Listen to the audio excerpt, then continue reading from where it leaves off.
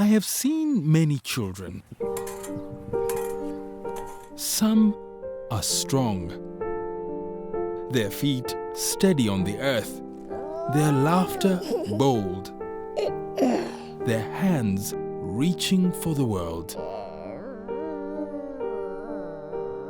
And then there are others, the ones who are small for their age, the ones who wake too often at night, crying, restless. The ones whose parents hold them tightly, whispering prayers into the silence. This is a story about them. And so the question is asked, what does it take for a child to thrive?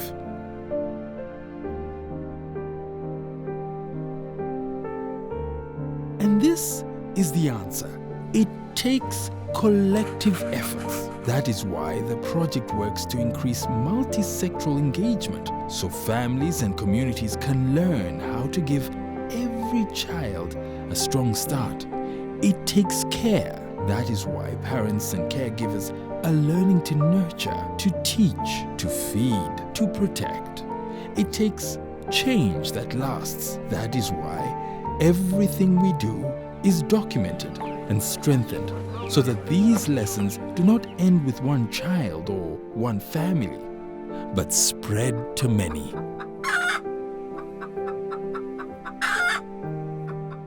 This is what the Early Childhood Development Project is doing.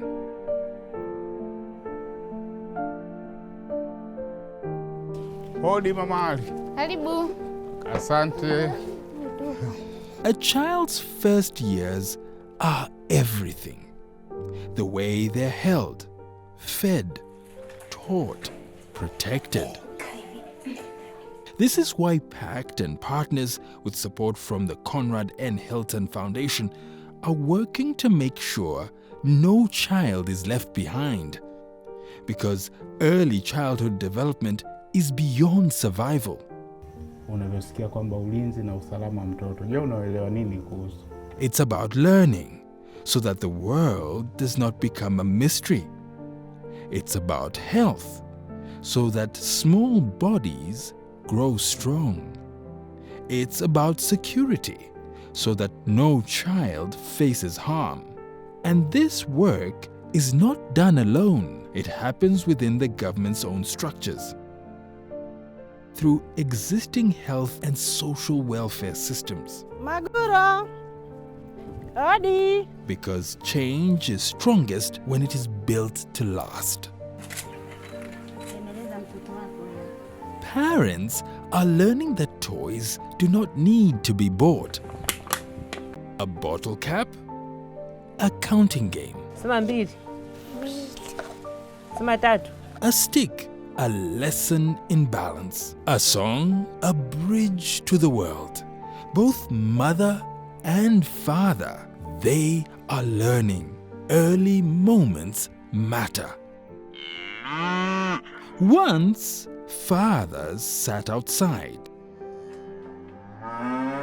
watching. Now they sit inside, teaching. Now they walk beside mothers to the clinic, their hands no longer just for work, but for care.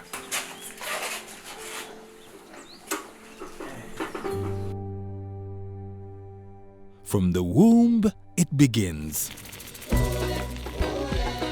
A mother nourishes, a father supports. Under 6 months, babies exclusively breastfed. It's no longer just what is available. Nutritional needs are met. Now, parents know that food must have color, that a child's plate holds greens, yellows, oranges, browns. That a full stomach is not the same as a nourished body. And when a child is too weak, too small, too quiet, there is help. Assessment, measurements, identification, therapeutic food, support, knowledge. Because a meal is more than a meal. It is strength, it is growth, it is life. I have seen children fall sick too easily. Parents who do not understand why their child grows but does not thrive. And then I have seen this: child growth monitored, vaccination tracked, health insurance securing a home, a mother washing her hands, teaching others to do the same, a father learning to recognize fever before it is too late, caregivers knowing the signs, seeking help in time, a mother learning that clean water is as important as food, that sanitation is protection, that planning for the next child is caring for the first, and a baby, eyes squeezed shut, crying against the sharp sting of a vaccine, but then sleeping peacefully, safe, protected. Because now they know. By 18 months, a child must complete all vaccinations. In the early years, a child must be guarded against what cannot be seen. And when more help is needed, there is a way, a referral, a helping hand for delays, for malnutrition, for life itself. To be counted is to exist.